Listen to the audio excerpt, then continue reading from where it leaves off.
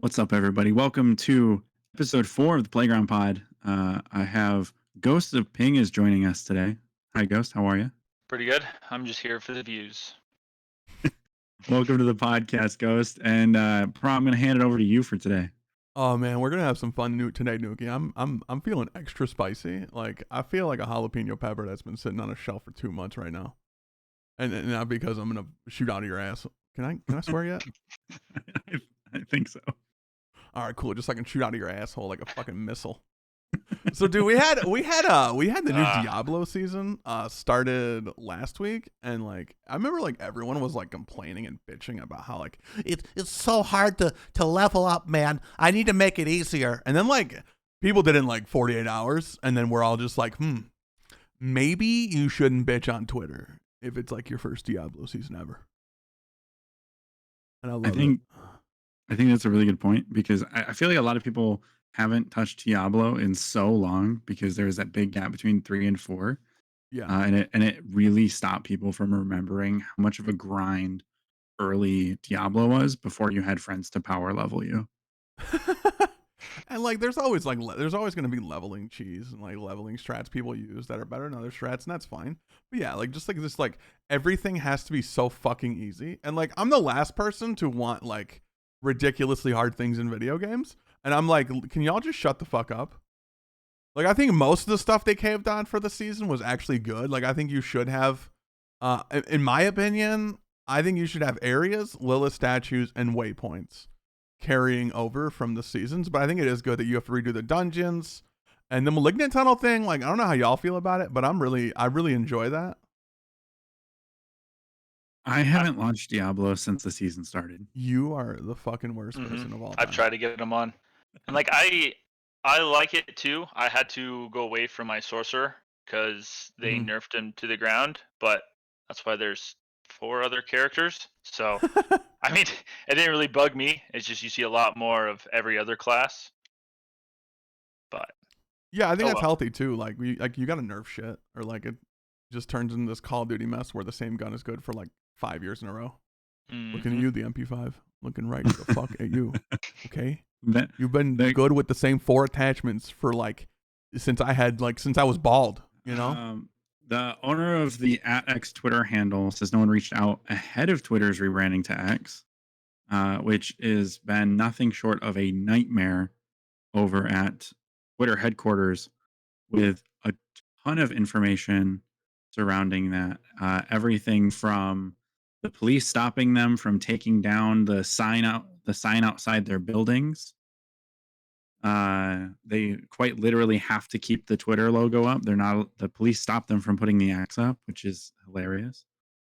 The owner of the @X Twitter handle is owned by an individual who works for Orange Photography, which it's currently separate private.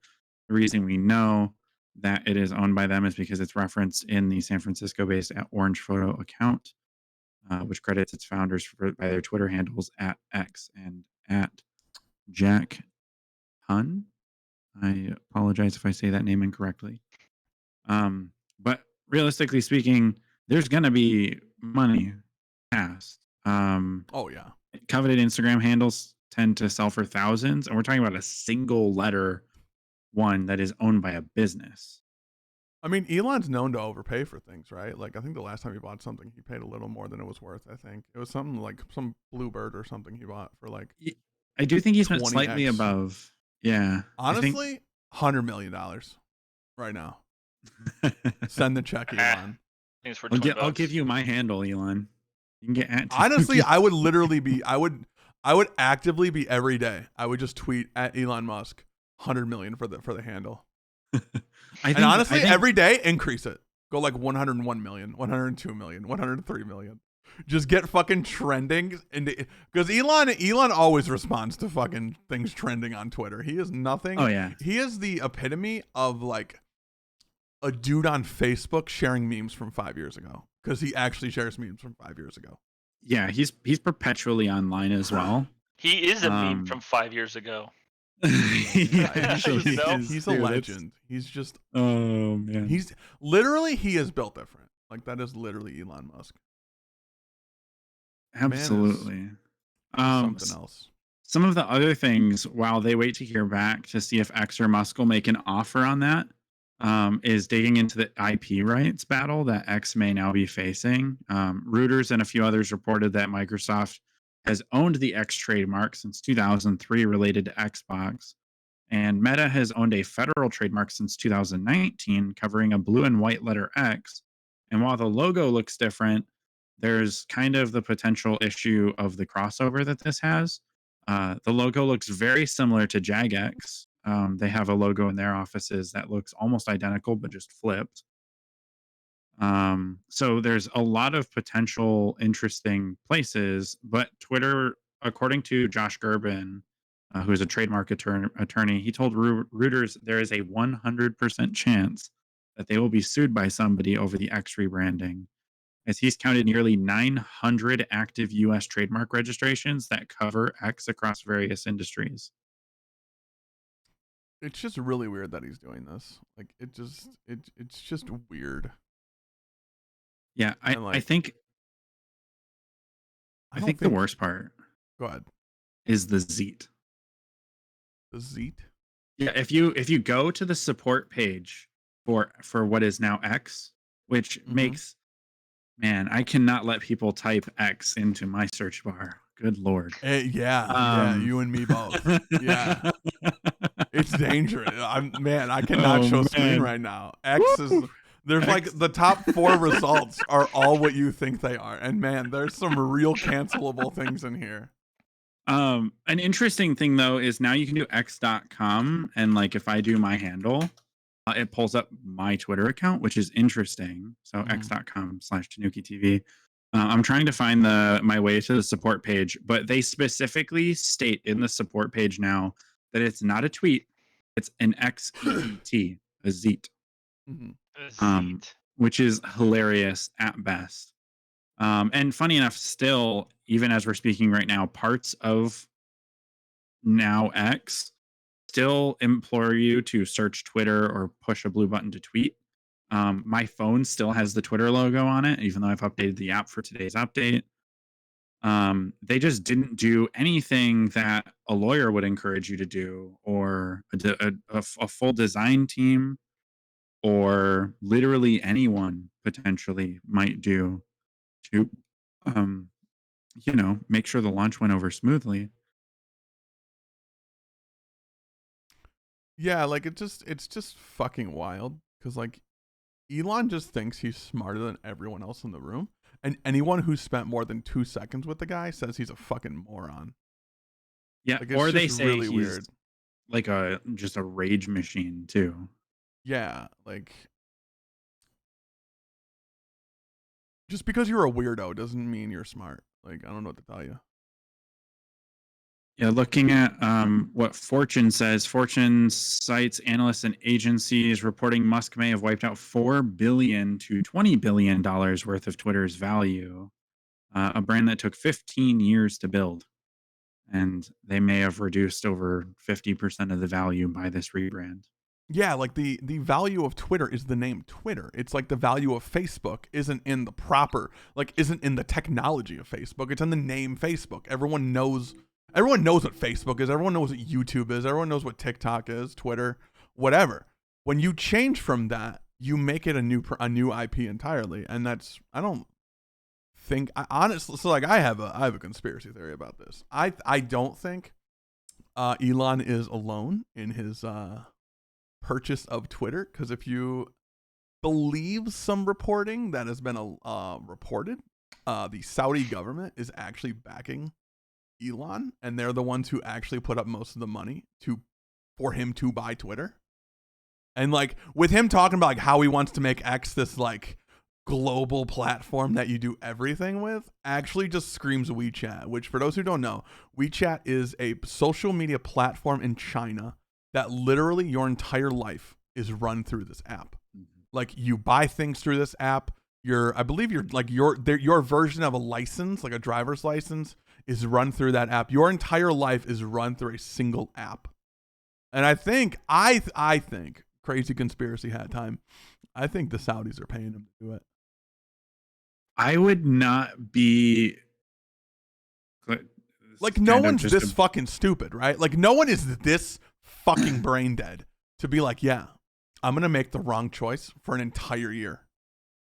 Yeah, I mean, this was bad choice upon bad choice upon bad choice over an entire Not year. even bad choices, brain dead choices. Like, if someone was like, I have a cheeseburger or nails, and you're like, every day, yo, nails are fucking slapping. Like, it just makes no fucking sense to me. Bro, the way this crunches. So, Nuki, speaking of news of companies doing like really stupid shit, like I saw this report that Faze Clan is apparently possibly being acquired by like another esports brand, and I think that's actually really just absolutely ridiculously stupid. So this is a very personal note to me. I think anyone entering esports at this point in terms of companies are making really terrible financial decisions and they just clearly don't care. Because so when we look at the recent news about FaZe Clan, in February they laid off 20% of their staff. Following that, the stock price hit an all-time low. In December, FaZe Clan's total debt was $2.5 million. We had Bronny James hospitalized after cardiac arrest. The CEO has discussed exiting the company. They announced they they announced Grace Van Dien being added to the roster, and that got blowback like crazy. Yeah. And then on top of that, Pomage also announced his departure from FaZe Clan. So they've just been hit blow after blow after blow for Yeah, like I think like a at this year. point, all the OGs should just leave FaZe. Mm-hmm. Because like it is no longer the FaZe Clan of 2010. Like that's just never. I don't think you can get that back. I think it's just not a thing. Yeah, we've And like, moved so far into monetization and brand deals and partnerships yeah, that will prevent the old esports of 2008, 2012 from ever coming back again. yeah, and I just think also anyone who has an interest in joining esports, unless they're like an established brand, like I saw like some like weird green wall heads on Twitter being like, well, Optic should just buy them. And I'm like, I think that could actually work, but that's much more about Optic just being an extremely well-run business model than FaZe actually being something that's actually marketable and actually possible to become profitable, especially when like, I don't know, you pay people like Snoop Dogg to do nothing for years at a time. Well, with that too, Snoop Dogg just left as well with all this stuff. Yeah, yeah, like he left FaZe because he was like, he probably honestly, if you asked him how to spell FaZe, he'd probably start with a P. Yeah, PAMAJ. I just don't think he gives a shit, and I don't think most people, like most like celebrities who are like in FaZe, like actually give a fuck about FaZe. Like Yeah, y'all paid Snoop like $5 million for him to wear a T-shirt on the Super Bowl. Well, no, he wore the medallion as well. Okay. But yeah, I agree. I don't think there's any FaZe jumping into bringing in celebrities and things of that nature was a really bad business decision in the first place. It would have made sense if they were like free partnerships. Yeah. A bunch of esports orgs have done that in the past, where they find up and coming players and like partner with them. Actually, FaZe did a pretty good job with that with the FaZe. What was it, the FaZe 100 or something like that? They've done a couple like those were good PR things. Those were good. I loved those. I thought they were really great. They helped drive the X value because there's no Twitter anymore. What's Twitter? Never heard of it. Yeah, I mean, they were just everyone was Xeeting all over the place. And, but it drove conversation about the brand. Bringing Snoop Dogg in was a day of tweets. It wasn't a month of FaZe 100. And so that's really where I think we see that big shortfall on FaZe's end. Yeah. I just don't think the people running FaZe are that smart either. I'm just talking about the Xeeting and stuff with Snoop, like the whole thing with Nick Merckx and Call of Duty got more publicity for FaZe because he's part of FaZe than Nick Merckx. Dick Burks? Is he like a Rocket League player? Oh, you guys are terrible. But I just had to put it out there. That was my juicy bit. Yeah, I just think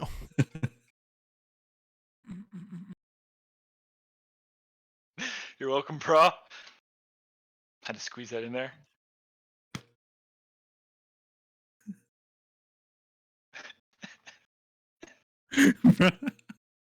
He started. I was like, I gotta eat something. I can't be talking right now.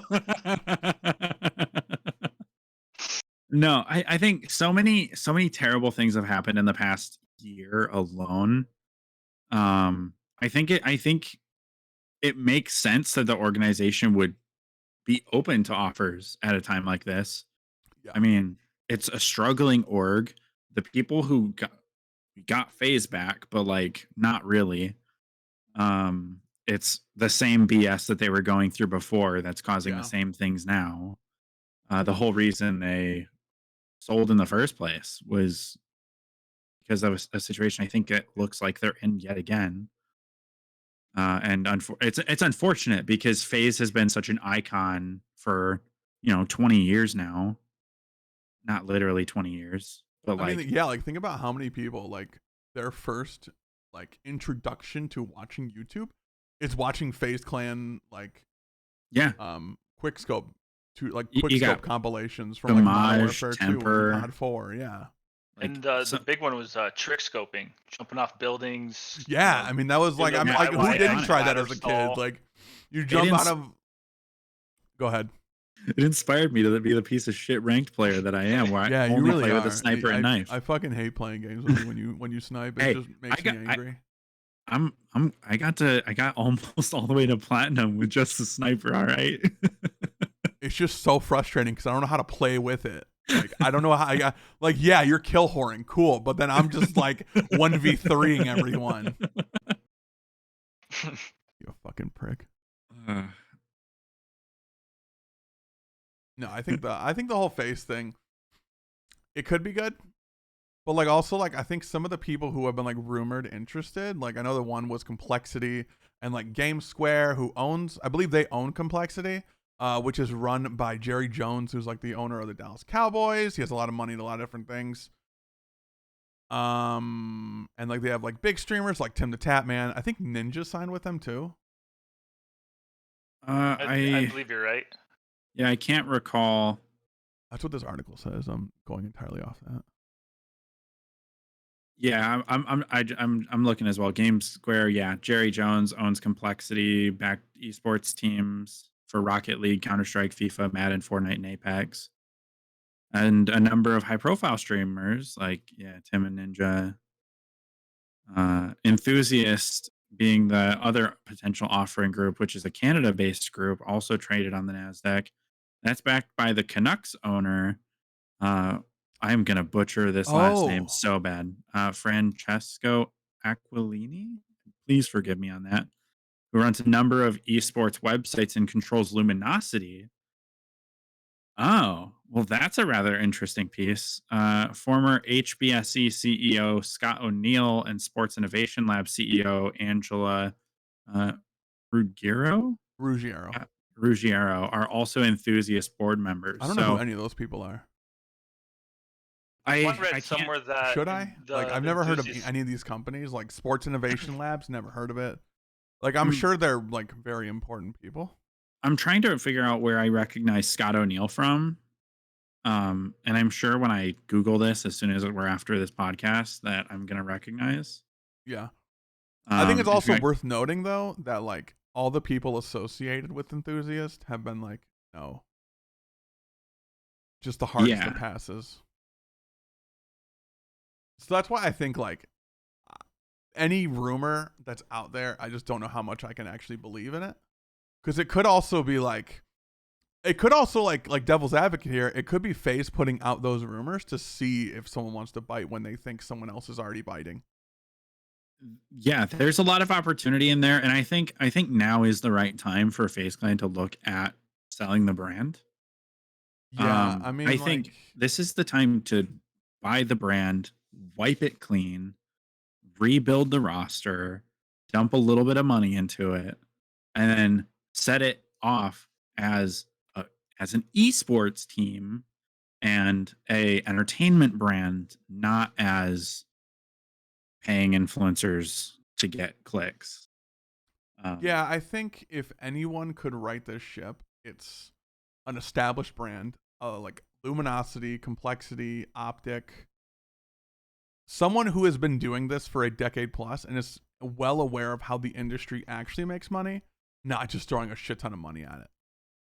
Yeah, I don't think it's necessarily that you could throw any dollar amount at this and I it don't think money actually be fixes this successful. situation. Yeah, I don't think money fixes that. I think the right leadership fixes this. That's the only saving grace for it. Yeah, and I'd like to highlight that I don't think it's bad management. I think it's management that doesn't necessarily know what they're doing They just more need Yeah, than I think it's anything people in the else. wrong business. I don't think they're bad leaders or bad. I'm sure to get to this position in their life, they know certain businesses and certain industries very well. But the esports industry, you can't hire an accountant to do esports accounting. Like it's you're making money different ways than in traditional business environments. Yeah. well, kind of making a small circle back. You could just do what Elon did and get rid of 80% and then start over, rebrand it. I mean, that's what they're probably going to end up doing in the next year. Where is the X Clan next year? The X Clan, Y Clan. owned by Elon Musk himself. It'll It's have to be just owned by Slash. Microsoft. They Instead own of it the in the X, you gaming only get one space. of them, so it's like Slash Clan. Slash Clan. Oh man. Yeah, I don't know. I So think there's a lot of ways this could go, and I'm looking forward to seeing what Phase takes form as in the future, whether it's merging with another org or hopefully kickstarting themselves off because they're iconic, they're very nostalgic, and there's value in that. All right. So in other news, Xbox has added over 1,400 classic games, 1,470 to be exact, as of the moment of this recording, as part of a new service which is called Antstream Arcade. It is a separate subscription service from the existing subscriptions on the platform. I think, from my perspective, that I'm really excited about this because I'm a huge fan of retro gaming. The game or the service features over 1,400 titles, and it covers a ton of different things, stemming from the Nintendo Entertainment System to the ZX Spectrum, the Commodore 64, the PlayStation 1, the Game Boy Color, and a ton of other platforms. We're talking DOS, let's see, Amiga, Genesis. They got a couple different Atari options. It's just this insane grasp of a ton of different platforms. Some of the standout titles being Pac-Man, Mortal Kombat, Super Star Wars, and plenty of others to play through on the platform itself. There are two options when you go into the service. One being $30 for 12 months of access, or you can get a lifetime supply of access for $80, which isn't necessarily cheap, but for 1,400 old titles, I think that's mhm. a much better price than what we've seen for the same games being released recently at $80 for the same thing. According to Gaming Bible, the emulation quality is very good. The old graphics looking clean on a modern display. And you can even connect second controller to your Xbox or computer for some co-op fun if that's a selling point to you, which it very much is to me. Mhm. One of the parts that I'm excited about is a lot of those games used to require keyboards. And now I mean, they're using a digital keyboard system, so it's a little bit clunky. But overall, it allows you to still just use the controller to manage those games. Um, and I think they make a really good point in this article specifically that I'd like to bring up, and that's that recent studies have shown around 87% of retro games are being lost to time, largely due to physical copies disappearing or breaking, as well as a lack of current gen ports of previous games as well. Yeah, I think I would be way more interested in this if like we had like one or two gens past where they stop. Like I would love to play like some like old GameCube, PS2, Mm. like Yeah, OG Xbox like games. I think that would be so fun. Okay, with that, you can't really play PlayStation on Xbox. So the PS2 would be out of there, and GameCube's Nintendo. Or did I just read what you said wrong? I mean, they have like Game Boy Color, NES. I think. yeah, Was there and they've Dreamcast? there is hold on. I'm actually looking through this list right now. I don't see Dreamcast on the list. They've got the Okay. Amiga, which they have 201 games for. Mhm. the Amstrad, which they have 35 games for. They have just one listed as arcade, which includes things like Alpine Ski and just some more basic arcade games, Mhm. like Asteroids Deluxe, Robotron 2084, Rolling Thunder. They've got Atari 8-bit. They've got 28 games for that. The Atari 2600 with 28 games. The Atari 7800 with 11 games, Yeah. including Centipede. I'll be playing that. The Commodore 64, they have 358 games for, which looks like that's the biggest library they have on there. Mhm. For the Game Boy, they have a couple of games that I didn't even know existed. They have 5. They have the Atari Lynx, Genesis, the MSX, the NES, the PS1, which only has 2 games right now, the Super Nintendo, the ZX Spectrum, the MSX2, and the Atari 5200. Those last 2 only have 1 game each. So it looks like they took a lot of the less popular consoles, like the Amiga. You've got the Commodore 64 is pretty popular in its time, so that one's kind of a nice one to see. Yeah. My mom will really enjoy playing that, I'm sure. And the ZX Spectrum, which also has 350 games as well. Mhm. So how does that work? An Xbox thing being able to play PlayStation 2 games. Yeah, so the way that it looks like they're doing this is Xbox has their existing cloud service, and so they're just going to stream those games from the cloud directly to you. So it's likely AntStream has set up some kind of emulator specifically for each console, and they're just getting the licensings for those games the same way that Xbox did when they started porting games from the 360 to the One. They had to get new licenses for each of those games, like Fable and Black Ops and all of those, and then license them for the new console. And then they're just in this case they're streaming them instead of letting you download them. But Yeah. I think the price point of $30 a year is pretty reasonable for the list of games. Looking at the OG Mortal Kombat being a title on there alone, um, that re-releases a port today, easy $90.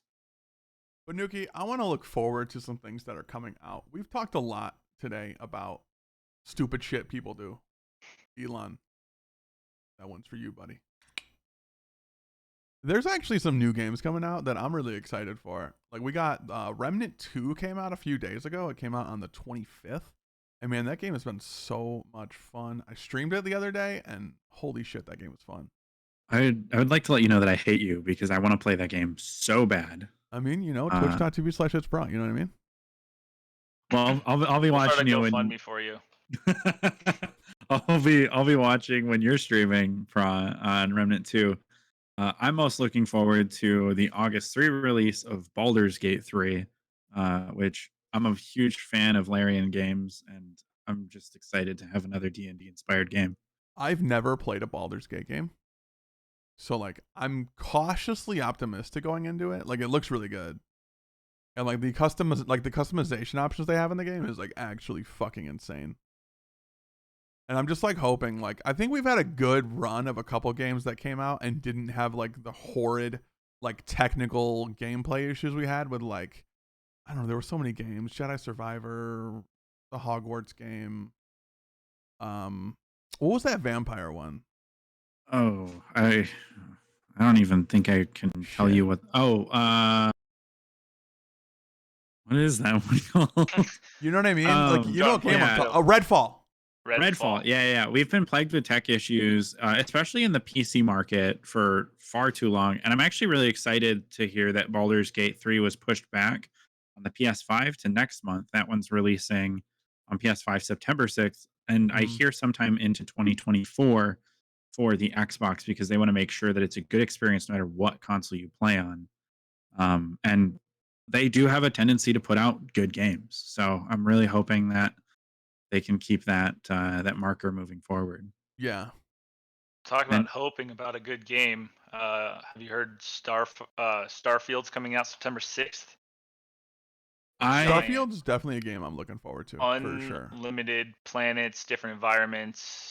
Yeah. I I'm very don't excited. I think honestly I think you're hard pressed to find someone who's not excited for that game. Yeah, I think I'm taking a day off of work. I'm not gonna take a week because I I'm don't think I'm eager gonna be for that it. excited when I'm playing it as Yeah. much as I feel right now. Hmm. But like taking a day instead of like I used to take a week off for Call of Duty releases. I don't anymore. Why? I grew up. Um, Oh, I thought Call of Duty sucks now. I work a 9 to 5 now. I don't got time. Wait, you don't work 9 to 5. Oh, you work a 9 to 5. That makes more sense. A singular, not I'm plural. paid 9 to 5.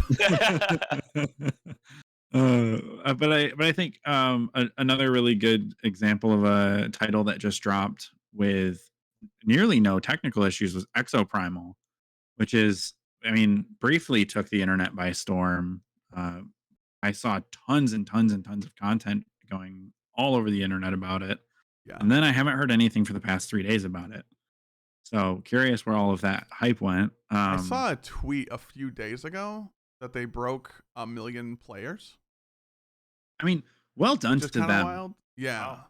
Like I know it's not a small studio by any measure. It's Capcom, but a third person shooter from Capcom is outside of their realm of experience. They did a great job with the game. Yeah, I've played a bunch of it like since it came out, and it's been a lot of fun. The game is just really solid.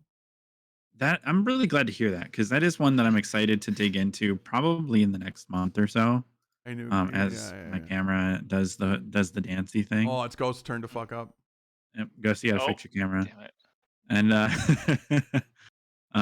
and speaking of There we broken go. games, we're about to get Ratchet and Clank Rift Apart finally dropping on PC, which was not possible to play without a hard drive until PC.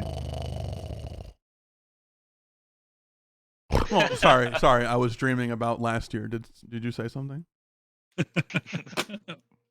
Can I be honest? Like, I understand. Like, I grew up playing Ratchet and Clank. I think I've played every Ratchet and Clank game, but like that like weird like all for one thing they did. It was a weird one. And like, I get it. Ratchet and Clank's fun, but I just can't get excited about a port. Like, I just can't. Well, talking about weird ones, have you seen the game The Lies of P? It's where you play Pinocchio, and it's kind of like a Bloodborne game. I'm so excited for that for the wrong reasons. Oh my god. It's Um, What are the right reasons? I'm actually concerned to know what the right reasons are. So I think I'm excited because I'm excited for the artwork that this game is providing more than the gameplay.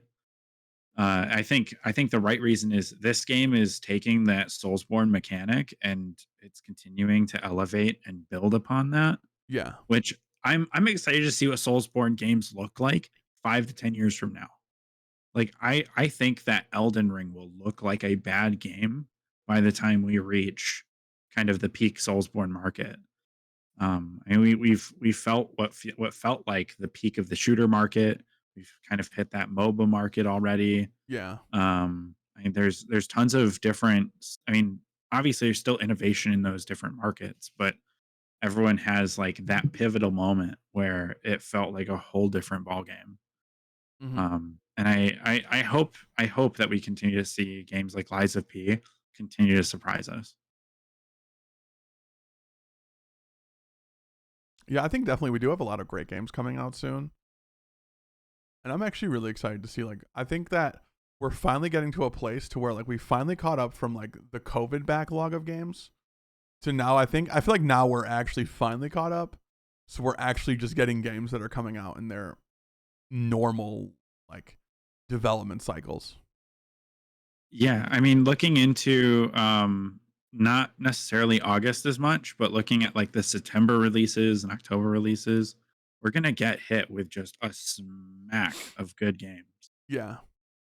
And I'm really excited to see what goes moving forward. And I believe that is all that we have for all of you today. Thank you so much for tuning in. Make sure to like, rate, subscribe to our podcast, whatever platform that you use, whether it be Spotify, Apple Music, Amazon Podcasts, YouTube, or iHeartRadio or Castbox, because I can't forget any of them apparently. Thank you so much for tuning in, and we hope you have a fantastic weekend.